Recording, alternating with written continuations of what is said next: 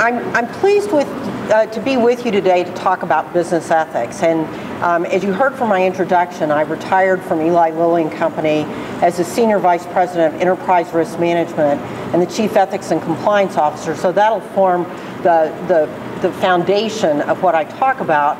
But I'll also rely on my experience very early in my career as an appointed official in state government and my training as a lawyer. And like most of you, my childhood experiences have shaped my view of business ethics as well. Let me start by talking about how I am using the term business ethics, because as you've studied business ethics, no doubt you've seen that there are many different definitions of that concept and many different things included or excluded from the discussion. So for purposes of the discussion today, I'm largely not going to talk about corporate social responsibility, because those programs at companies run the gamut from really philanthropy all the way to core business principles that guide the company. Instead, what I want to focus on is this elements of business ethics that rest on a strong foundation of compliance, because to me compliance is about meeting the requirements, both the legal and regulatory requirements that are imposed on a business wherever it does its business. And ethics are the voluntary decisions by a company or individual to forego self-interest or profits because they believe that will enhance the work that they're doing and reinforce their brand or image. So the focus will be on foregoing self-interest or profits as being the part of ethics that I want to talk about. So let me return to my childhood, for example. I grew up in Amarillo, Texas, so for me it was very exciting to be able to come to Colorado for a change of pace. I don't know how many of you have been through Amarillo, but if you have, you know that coming to Colorado would be a special treat. But my father was also born in Amarillo and has spent his whole life there, save for the time he went to college and law school. So he grew up in that community, was very much part of that community, and had practiced law when I was a young child. In the mid-60s, my father was appointed to fill the unexpired term of a judge in Amarillo. And when the holidays rolled around after his appointment, he got gifts from several people that he had never gotten gifts from before. And one of them, my sister and I were particularly interested in because it was an all-time movie pass to one of two movie theaters in Amarillo. That's how small Amarillo was at that time. And my sister and I had big plans for that movie pass because we were planning to see every movie that came there. My father had a little different perspective. He returned all the gifts.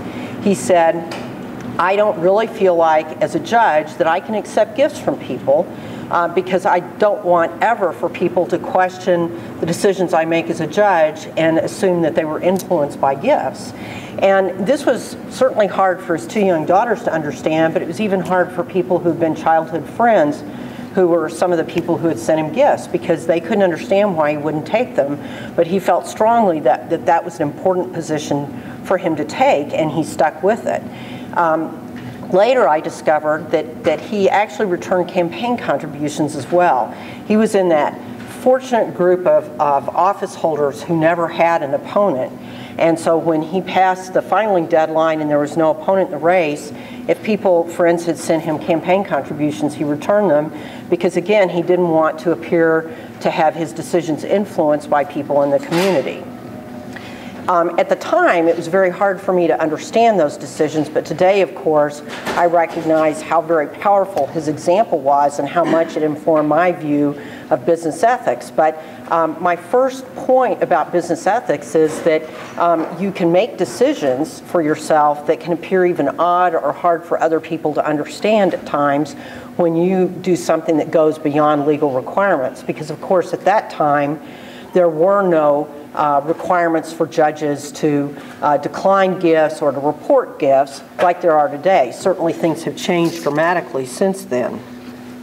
But what I want to do with this story is be able to link ethics with a person, an individual's reputation, a company's reputation or brand, and talk about how closely linked business ethics comes to that reputation or brand, and how important it is in brand management with a company to be able to be really cognizant of that very important link. Let me give you another example, and this one is much older than the example of my father. It involves Colonel Eli Lilly, who is the founder of the company that I worked for most of my career. Colonel Lilly had grown up in Amarillo and had worked as a pharmacist, and then joined the Union Army and served during the war. When he returned to Indianapolis, the thing that really motivated him at that point was a desire to improve the quality of medicines that were available to people at that time. He was appalled by the medicines that were provided to people in treating them from wounds or diseases during the war, and he saw that the medicines were inadequate and ineffective. So let me talk for a minute about what medicine was like in the 19th century at that time. You had what were called patent medicines, and those were combinations of ingredients that were patented with the U.S. Patent Office and then bottled in some way or formed into some kind of, generally they were bottled, generally they were liquids that are powders that were made available directly to patients. There was never a list of ingredients available to patients. There were extravagant claims for these things. Generally they treated nearly everything in wildly successful ways. It's sort of like the ads you see on television today where things are miracle drugs, and if you take it in 10 days you will lose 50 pounds kind of thing. It was the 19th century version of those. And the manufacturing was obviously very crude of these products. So people would get them, the claims would be very extravagant, but they had no idea what was in them. Colonel Lilly became part of an effort that was replicated in other companies at that same time in other parts of the United States to form what came to be known as the ethical pharmaceutical industry. And the hallmarks of this industry were that first, they sold their drugs to pharmacists and physicians rather than directly to patients. They put the list of ingredients on the label, and they began to set standards for manufacturing of those medicines so that from dose to dose, people would get the same amount of the active ingredient and not some wildly different variation. So that was really what Colonel Lilly focused on. But he went a step beyond that by urging people in sort of his competitors in the Indiana area to list their ingredients on the labels as well. So he was very interested in transparency and very interested in making sure he was working with healthcare professionals of the day in terms of providing the drugs and understanding what kind of results they were getting from their patients. These were the foundations for Eli Lilly and Company, and the stories about what Colonel Eli Lilly did in the very earliest days were told successively to generations of employees and motivated generations of employees in terms of the work and the mission of the company. And there's another story that I want to share with you about Lilly that came somewhat later. It was during the Great Depression. Most companies, of course, at that time saw dramatic decrease in their business and in their profits, and as a result laid off employees. That's why you had very high unemployment rates during the Great Depression.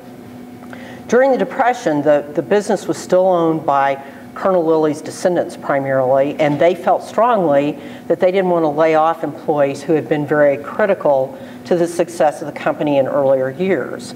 And so they retained all the employees. They didn't lay anyone off, and in order to engage people, they actually had them paint the fence around the manufacturing facility and the headquarters over and over and over, so they would have something productive to do, but they wouldn't be without an income.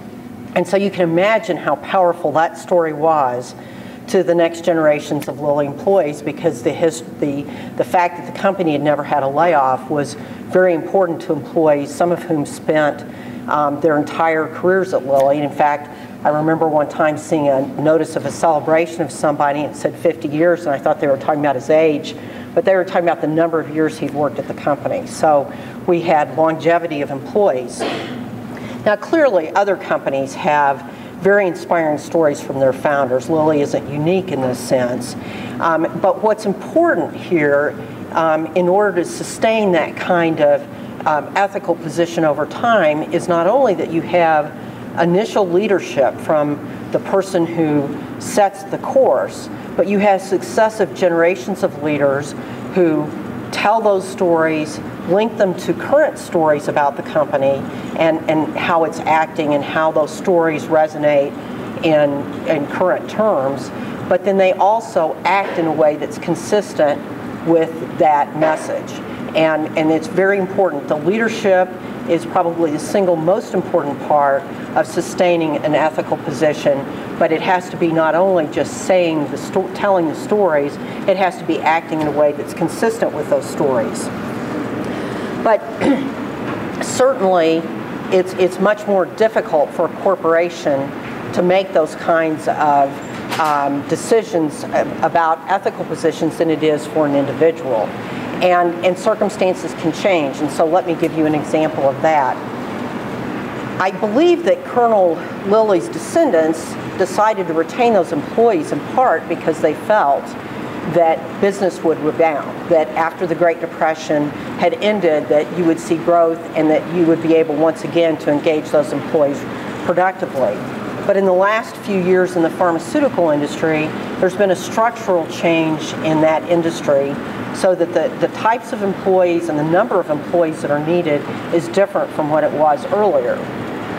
And a few years ago, Lilly reached the point where it realized it would have no choice but to have some limited layoffs of its employees within the United States. And you can imagine how traumatic a decision that was for senior management, because they too had grown up with this story about the Lilly family who had retained employees in spite of economic conditions, but they recognized that it wouldn't be possible to retain these employees. So they put in place a very comprehensive program helping employees stay at Lilly where there were other jobs they could do, but finding ways to transition them out of the company with enhanced severance benefits and enhanced opportunities to find other work.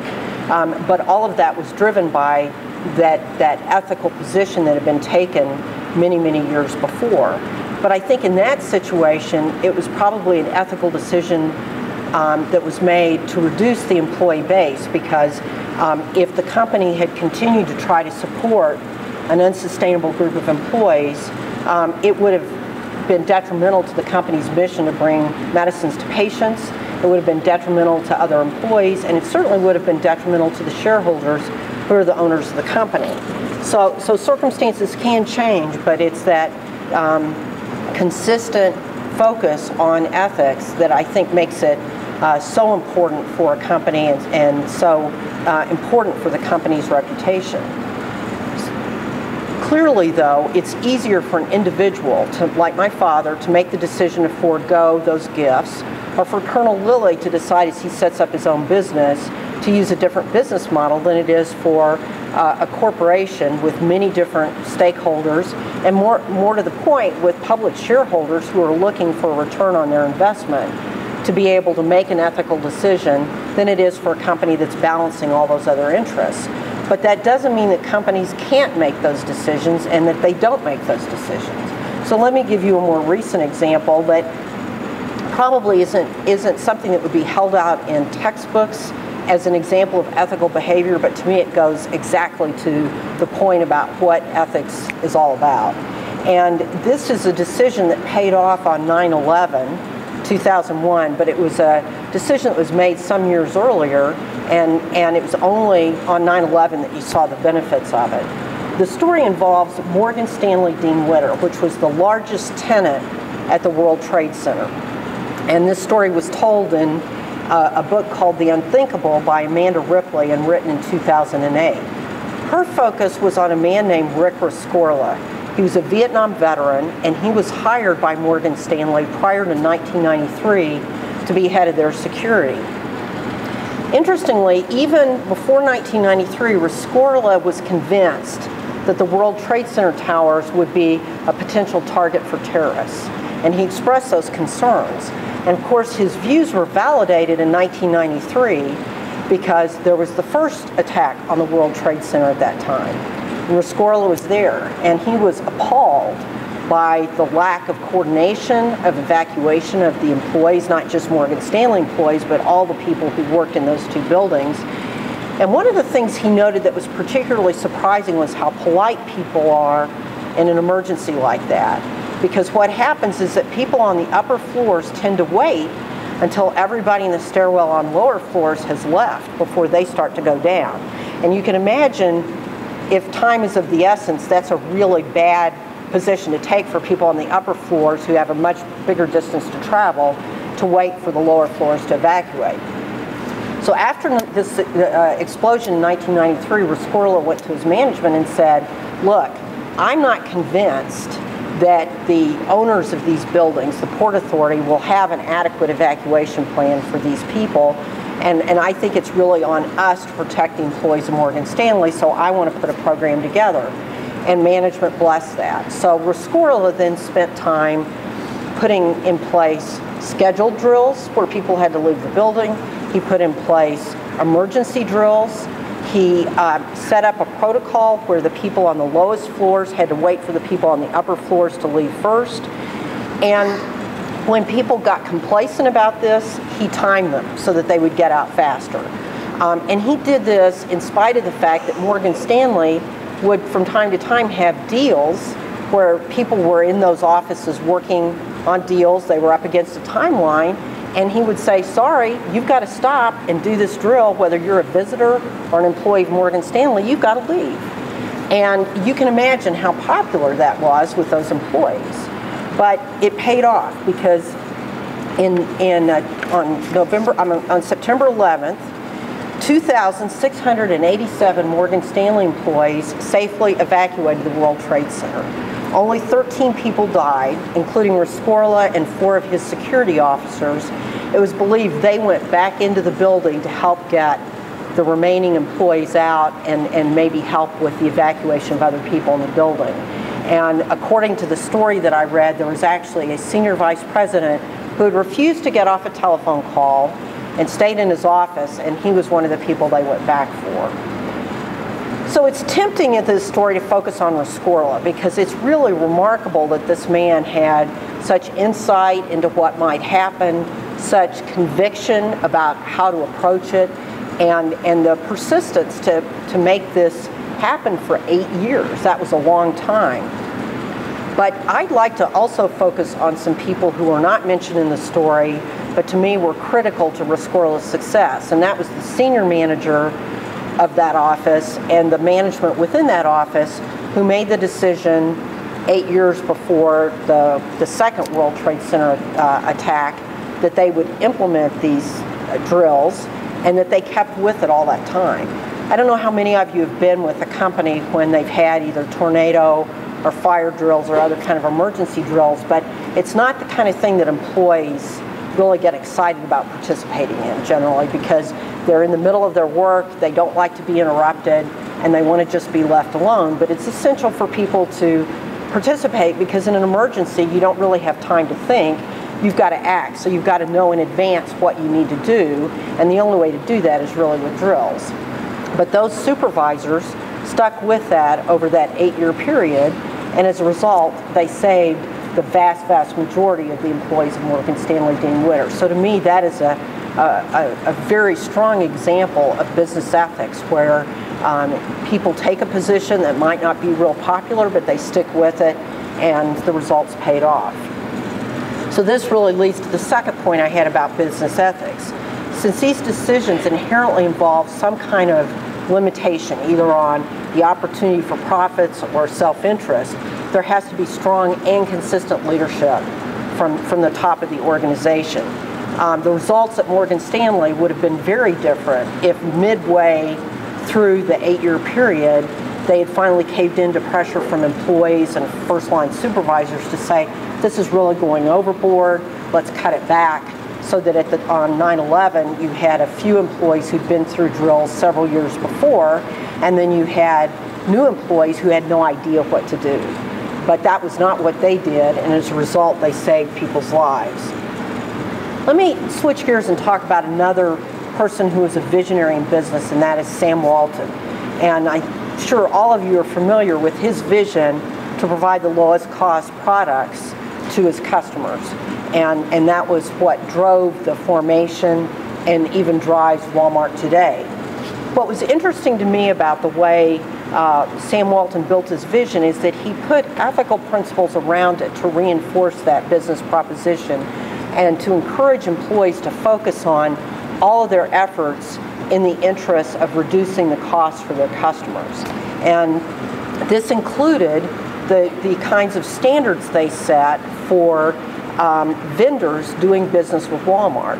They had very stringent requirements in place from the earliest days about vendors providing gifts or any kind of benefits to the people who worked in the supply chain group at Walmart.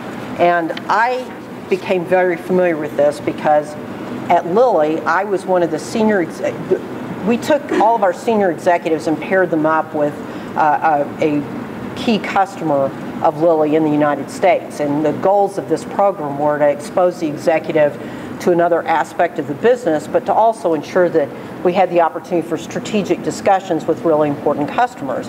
And I was assigned to work with Walmart. So this was an especially important relationship because, as I said, Walmart's goal was to drive the lowest prices to its customers. Lilly's goal was to spend up to $1 billion bringing out a new innovative molecule to treat patients protected by patents. So our missions were very different, but yet we did have opportunities for collaboration around packaging and supply chain and the kind of support that pharmacists provide for their patients.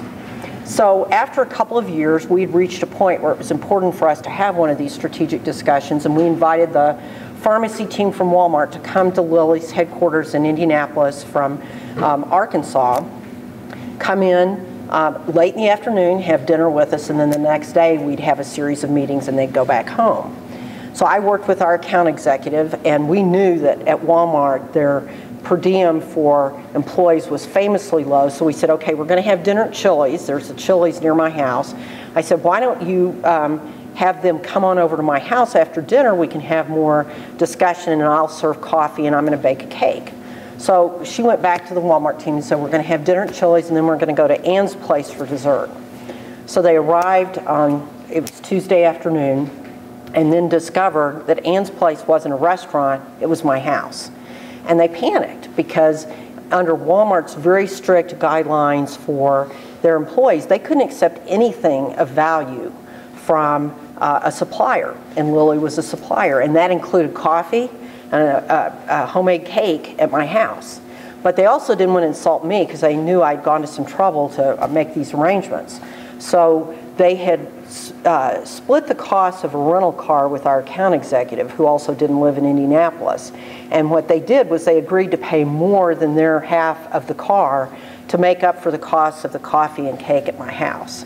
And so they came, we had a very nice discussion and very good strategic discussions the next day. But I clearly learned from that Walmart had a very stringent, very clear line for their employees and for their vendors or suppliers. I'm sure that when Walmart put that provision in place at first, that their employees were really frustrated by it because they could see their counterparts at other retailers getting entertainment, gifts, travel, all kinds of perks for working with a particular supplier. And I imagine suppliers weren't real excited about this because obviously their goal is to develop a really close relationship with their contact at the company so that when they get into difficult negotiations, they can work things out. And if you have that close relationship and you've given them entertainment and gifts, that discussion must get a lot easier. But Walmart was insistent, and what was interesting is to see that by the time I worked with the people at Walmart, they were actually very, very proud of their company's position because Walmart had been among the first to take such a stringent position on the relations between suppliers and the company. And today you find most companies have very small limits on gifts, maybe $25 or less, some absolutely none. And so other companies have followed Walmart's lead, but Walmart was really among the first to do that. And it was obviously a very important part of their strategy because it not only ensured that they removed influences that might lead to higher prices for the products they sold to their customers, but it also helped get every employee aligned to that critical mission for Walmart. And I think this story really illustrates a third principle of business ethics, that in addition to that strong and consistent leadership at the top, the principle has to be understood and complied with by all employees. Because you can imagine that if a supplier sees this Walmart employee upholding the principle and this Walmart employee accepting gifts, they're going to see an opportunity to influence, and they'll take advantage of it potentially. And so it's essential that the employees understand what's expected of them and that they act in a way that's consistent with those values of the company.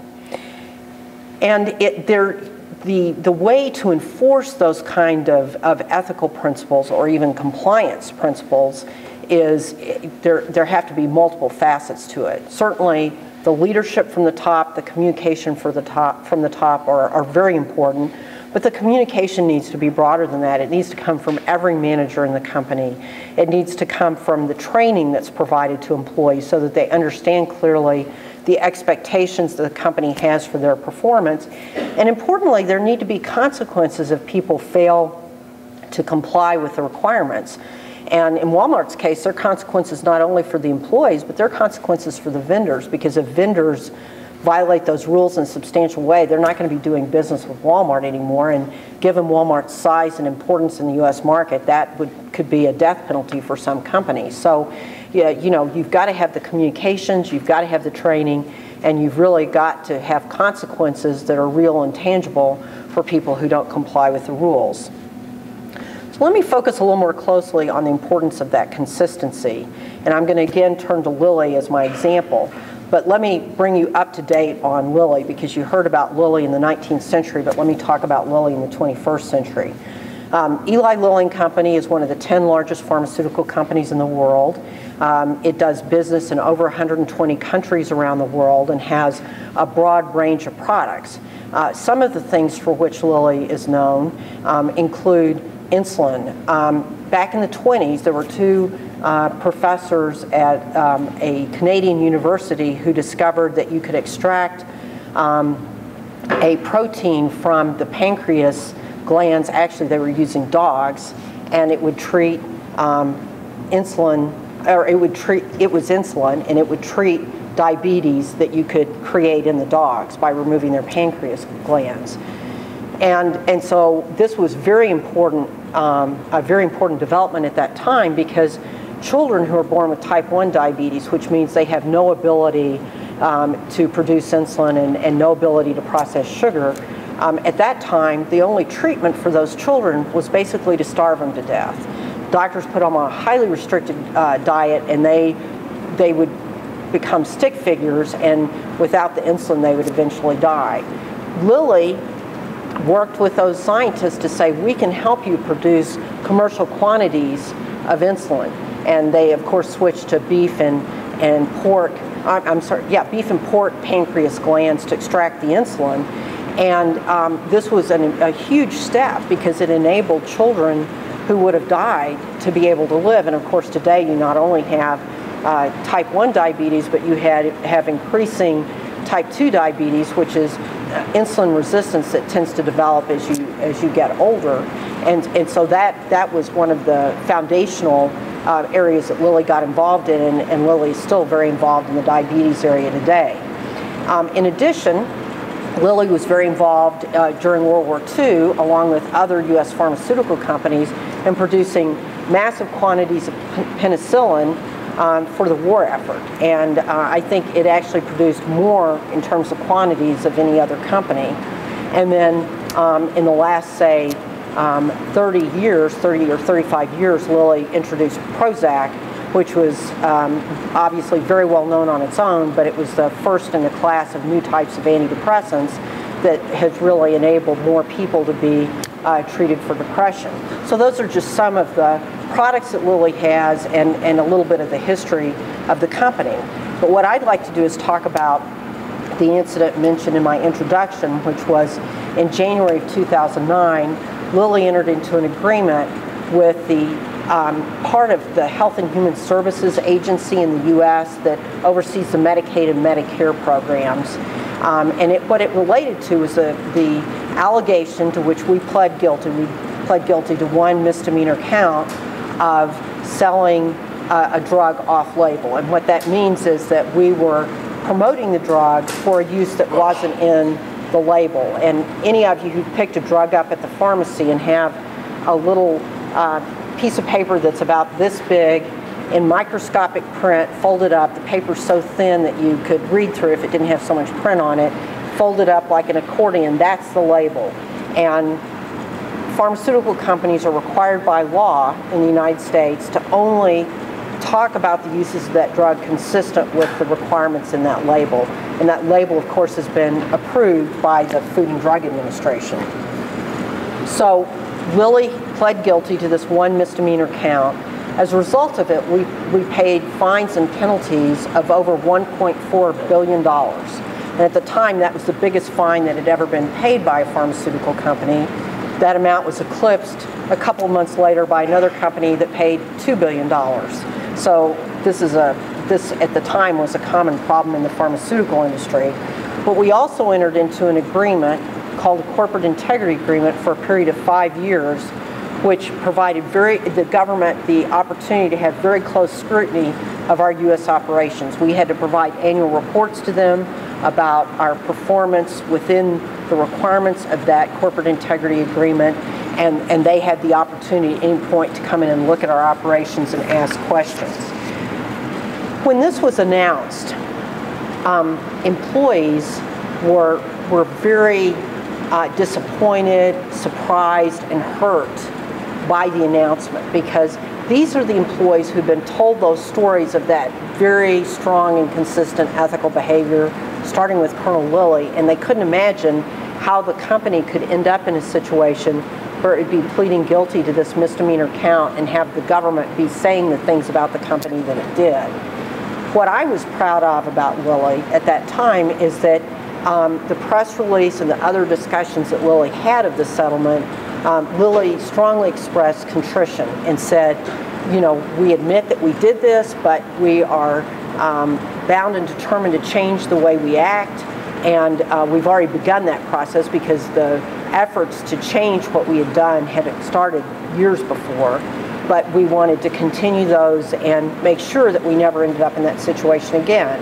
And in my view, that was in contrast to the way some other companies have dealt with similar situations where they've tended to push it off to the side and minimize it, because I think at the end of the day, that's not only bad for your stakeholders who are reading it, but I think it also is harmful to the employees, because it is important for the employees to understand that under the circumstances, there needs to be different behavior, and there will be consequences for failing to act in that way.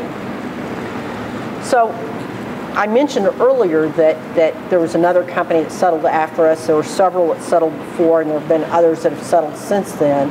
And nearly every major pharmaceutical company in the country at this point either has operated under one of these agreements or is operating under one now. And I think it's very fair to ask how an industry that had been formed as the ethical pharmaceutical industry and had really staked its reputation in that area could end up in this situation. And I can't speak for any individual company, obviously, but I can talk generally. And I think one of the things that really happened in this industry is that people took their eye off the important ball. Competition became much more challenging once you started to have more generics introduced at the time patents expired. And so the competition between the pharmaceutical companies with branded products became more and more intense as companies were striving to make money on those products for a very short period of time. And when one company was engaging in certain behavior, sales reps would see it, come back to their company and say, why can't we do that? And the only problem with that kind of approach to your business is that if the first company is violating the law and you start doing the same thing and violating the law and people see you and violate the law, all of you can and will get caught and have to pay substantial penalties and undergo the kinds of remedial measures that we had to. So it's not a sound business policy to assume that because other people are doing it, you can do it too. I think the other thing that was happening, and it was related to this intense pressure, was frustration with the Food and Drug Administration. Frustration that they weren't acting more quickly. And the thing to remember is that when a drug has been put on the market, you can't talk about those new uses of the drug until you've put the data together, submitted it to the FDA, they've reviewed it, and added that, what they call a new indication or new use, to the label for your drug. But if the FDA is backed up and it's taking a long time to get that through, it can create a lot of frustration. Some of that frustration is particularly acute with physicians. And the reason is this. Many of the physicians that come into the pharmaceutical industry, very few of them come right out of medical school. They tend to be people who've done research in an academic setting for a period of time. They have a private practice, and they become known as somebody who's really at the forefront of practice. They are opinion leaders, we call them. And what they decide is, you know, at this point I can treat the patients that are in front of me, I can do the work that I do in clinical trials, but if I come to a pharmaceutical company, I have the opportunity to affect health on a global scale. And that is a very compelling proposition to many of them, and that's why they come into the pharmaceutical industry. But there's a big change when they come into the pharmaceutical industry, because when they're an opinion leader in private practice and academia, they can talk about new uses of drugs before it's approved, because doctors are free to prescribe drugs for use that isn't in the label. They do it very often in some cases. But the rub is that once they come work for a pharmaceutical company, they can no longer have those discussions. At least the opportunity to have them is very, very limited and circumscribed. And so the frustration there is acute, because they are motivated by helping patients, they're motivated by the Hippocratic Oath, and they're saying, why can't I talk about this use? Particularly in an area like oncology, where the use of a drug may make the difference between life and death. And it's tempting to look at that kind of situation and say, well, it's the fault of a bureaucracy, the Food and Drug Administration, and they're standing in the way of medical progress. But let me take their side for a second and say that I think it's very important to have an unbiased, neutral third party that reviews all that data from pharmaceutical companies or medical device manufacturers and assesses whether the risks of that medicine or that device are outweighed by the benefits to the patients that would be receiving the drug or the device. Because it's, as much as pharmaceutical companies and device companies try to be objective about their products, it gets increasingly hard. I mean, imagine if you've been working as a scientist at a place like Lilly and you've spent 10 or more years of your career with a single molecule working on it and seeing it move through the process. It becomes like a third child to you. And you revel in its every positive clinical trial. But when there's a negative one, it's really tempting to say, well, I don't think we got it quite right, and I think if we did this, it would look better. I think that's human nature. And so what you have to have in this whole process is the voluminous data collected by the industry, which is essential, but you also need that neutral third party of the Food and Drug Administration to take a look. In some cases, they'll say, boy, this is so important, we've got to get it out faster. But in other cases, they'll say, you know, the risks we see outweigh the benefits, and we don't want to approve this drug or this new use of the drug. And that is an important role for them to play, protecting patients in the United States. This example, though, to me highlights the difficulty of business ethics, because your ethical standards, at a minimum, have to ensure that you're complying with the law. And even if it's a law that you don't agree with, even if it's a law that you feel like stands in your way or imposes substantial restrictions on you and not on others, like the fact that pharmaceutical companies can't talk about off-label uses, but there are other people in the healthcare system who can. And so, to me, what's important about this is that when you set up an ethical construct at a company, you can't simply rely on the idea that, well, I'm going to hire ethical employees and they will know what to do, because that isn't enough. There are cases like the doctors that I described where they have an ethical foundation, ethical training that is very valid, but when they come into a pharmaceutical company, they have to be willing to operate differently. And companies need to identify those situations where there may be a conflict between a person's individual ethics and legal requirements that apply to the company, and be willing to explain that clearly to the employees and set expectations for how the employees ought to act. There's another example of this kind of problem that comes up when a company starts to do business overseas. You all are probably familiar with the Foreign Corrupt Practices Act, which was a law that was passed, I believe, in 1979.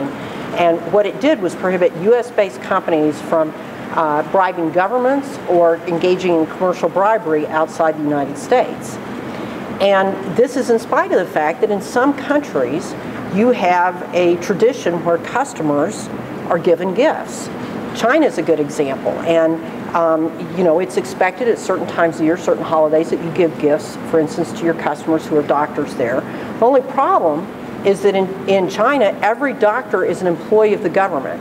So when you give gifts to those doctors, you're giving gifts to a government official, and you run the risk of a bribery allegation with the U.S. government. And by the way, bribery is not legal anywhere in the world, so the Chinese are equally unhappy with any indication that overseas companies are bribing their government officials. Another example of where this comes up is in countries where there's a strong cultural preference to engage with contractors or other people that do work with a company that are owned by relatives or people that are part of a particular organization. And again, if you're not careful about how you approach those kinds of business relationships, you could be engaging in commercial bribery. So these are situations where when you engage employees who have those kinds of expectations, you have to be really clear about the expectations of the company and the legal limitations on what can be done. And there are ways you can work around it. You can give a modest gift to a physician in China and not run afoul of the laws. It's just the lavish gifts that obviously create problems. So I began this discussion today talking about what I think business ethics is not. First of all, I think that you have to be really careful when you talk about corporate responsibility, because I think there are many elements to that, the way companies define it. And I don't think ethics is about compliance. I think a company that fails to meet the legal and regulatory requirements that apply to that company is rarely going to be considered an ethical company. But likewise, a company that only meets legal requirements is unlikely to be considered an ethical company if they don't take positions that go above and beyond what's required of it.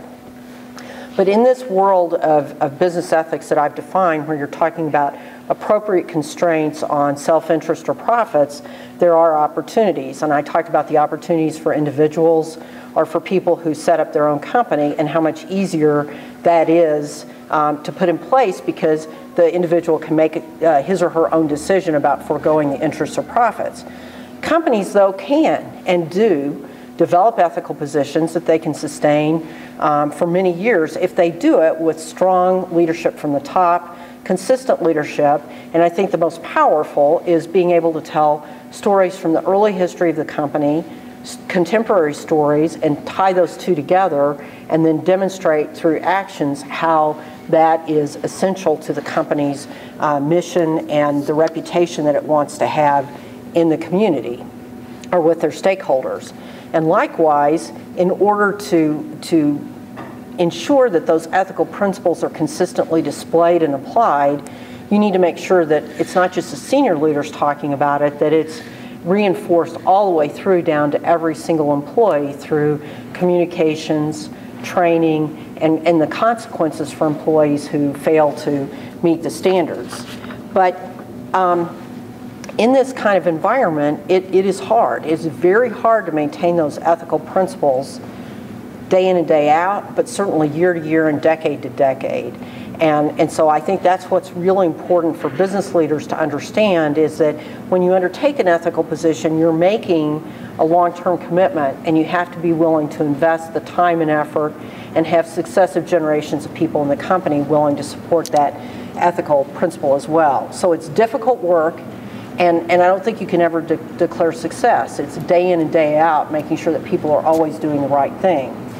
So the principles that I've described up to this point seem to apply to individuals for their own personal conduct, or a founder of a business, or maybe senior leaders, but I contend that all of this is maybe even more applicable to all of you. And I'm just so pleased that there is a focus in business schools today on ethics, and that you have the opportunity to really think about these issues at a very important and early part of your career.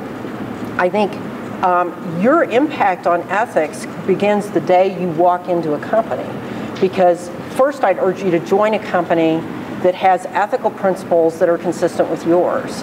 And I will have the opportunity to talk with some of you later about really the nuts and bolts of that, but I think it's really important to make sure that the company has the kind of values that you aspire to as well.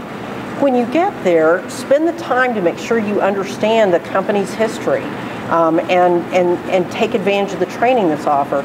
I think all of us have gone into training situations on that first day of work where they just inundate you with all this information, and you leave at the end of the day exhausted and overwhelmed and lucky to remember one or two key points. And yet what I would encourage you to do is take the time to really understand what the company's saying about itself and what it's saying about its expectations for you and your work. Because if you do that, it means that you can, at a very early point in your career, really begin to demonstrate the values of the company, and your values too, in the way you do your job, and the way you represent yourself to the stakeholders of the company. And the people who do that are the ones that will gain additional opportunities in the company very quickly. But I would expect that you are not going to stay in that first line job very long. You'll be able to move into management. And this is an important step, because then you have the opportunity to be able to demonstrate through your actions the values of the company and be able to influence additional employees. And this again is a really important time, because that first line supervisor is the person who really translates the company's high level nice words into concrete values that resonate with those employees or not. And I think all of you have had supervisors that you wanted to go in and do your very best for them because they inspired you to do it and they set such a good example. But you may have been like me early in your career that had more supervisors that it's like, this person, the only thing they're teaching me is all the things I don't want to do when I become a supervisor. And so that's sort of the continuum you get, and you can be that supervisor who really inspires other employees. As you spend more time in the company, you have the opportunity to really help shape the ethical approach to the company. And I think that this is so important, because as I demonstrated with Sam Walton, you can build around a company strategy ethical principles that reinforce it, that strategy, and make it tangible for all employees. And to be able to do that is not only really smart from a business standpoint, but it's something that's going to engage employees and set an example for people outside the company. But you may be somebody who sets up your own company. You have certain ethical principles that you don't see reflected in the business. And so like Colonel Lilly, you can say, I want to help be part of an industry that's going to do things differently, and here are the ethical principles that are going to inform the way I do work and enable me to help shape healthcare differently. If you think about it, the ethical pharmaceutical company, in spite of some of its recent failings, has revolutionized healthcare with the drugs that they've been able to introduce. And Sam Walton didn't just influence a company, he changed the retail landscape for the United States. So there are opportunities through ethics to have a profound impact on business, and to take established companies and help them improve their reputation. So many companies' reputations have been badly damaged during the last 20 or 30 years. And I think you all have the opportunity to go into those companies knowing what you know and influence those companies so that they can rebuild the trust that they used to have with their stakeholders and most importantly their customers. So I'm very excited about the work that you all will do. It's needed, and I think it will give you tremendous satisfaction throughout your careers to be part of an effort to really improve the reputation of American business. And I look forward to reading about your successes in the years to come. Thank you. And I'd be happy to take any questions.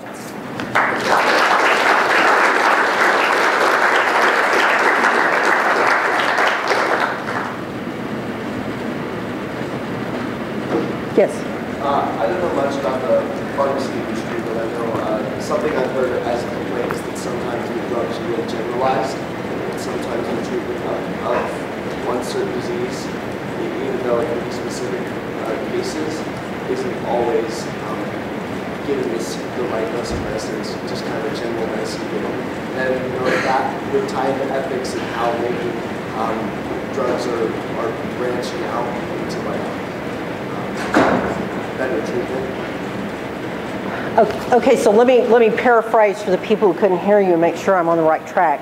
It sounds like to me that what you're concerned about is that sometimes medicines are given that either aren't at the right dose or maybe are designed for general treatment but don't specifically help an individual person. And so is there an ethical aspect to some of how those drugs are marketed and used? Is that a fair characterization? I think it's a really good question, and going from the experience I had as a product team leader to develop a drug that's on the market today, it's only through use of the drug over a period of time that you really begin to see in a large population how the drug responds with people who have very specific situations, for example, so that you may find that in clinical trials the drug seems to work in these types of people, and then when it gets out into the general population you begin to see a small population of people for whom it doesn't work. I think the other thing too is that although the results of clinical trials suggest an improvement over either existing therapy or compared to a placebo, because there are certain times when you have to use a sugar pill and people don't know they're taking it, to compare those results with the results of your drug. Even in that environment, sometimes you find that in the way people use drugs outside of a clinical trial where you're really keeping track of they're taking the doses, you find that if they're not taking it on a regular basis or they're not taking the right time of day, that you do not have optimal kinds of results. And I think a lot of this relates to science. As we learn more about how drugs work and as we learn more about how the body works, I think we're going to be in a better position to more and more closely target drugs to individuals. That's happening in cancer now, and it's the hope for all medicine, but it's going to take more science and more research to be able to target all drugs to people and produce specific and very positive results for individuals. Does that answer your question? Absolutely. Good. Others?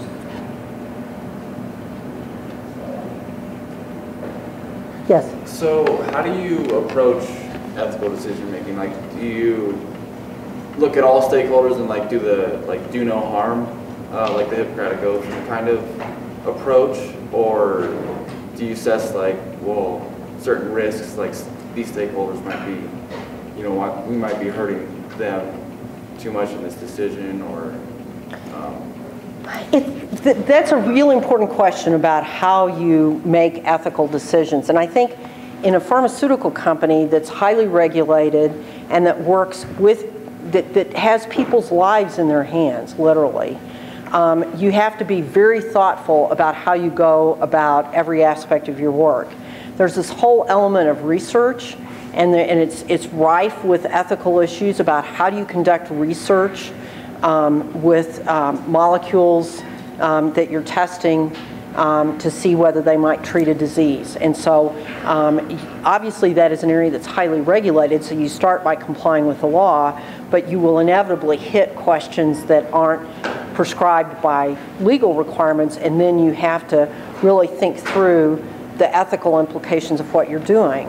And I think in general what I advocate is that in order to think appropriately about ethical decisions, you need to think as broadly as possible. And I think one of the problems companies have with ethical decisions is often that they have people who all have the same mindset and the same experiences addressing a problem, and they're not going to get any different perspective in that kind of environment. So having cross-functional teams, maybe having outside advisors talk through ethical questions, I think can be a really important way to go. I don't think you can rush these decisions, because sometimes what seems like a really good idea, when you give it some thought, turns out to be something that you need to do in a much more stepwise fashion with a lot more controls in place. But I think getting those different perspectives is important. It's amazing how much we all develop blinders when we work and just don't see another side of the story. Yes? We have a number of students in the room right here that take specific classes in ethics, and then we have quite a few students that are getting certified in ethics. How important will that be in their job search? Will that help them with a job? You know, certainly I would say that if I were interviewing people and found that they had training in ethics and an understanding of ethics, to me, that would be a very important skill coming into almost any job in the company. And I think particularly within an organization like Ethics and Compliance, the organization I ran, that would be helpful. What I will say, though, is that my strategy for staffing that organization at Lilly, at least initially, was that instead of hiring people from the outside, that we tended to find people who had a strong understanding of the particular part of the business and who had strong opinions about making sure that we were following the law and dealing with things in an ethical way, and we found that those people had more credibility with their peers.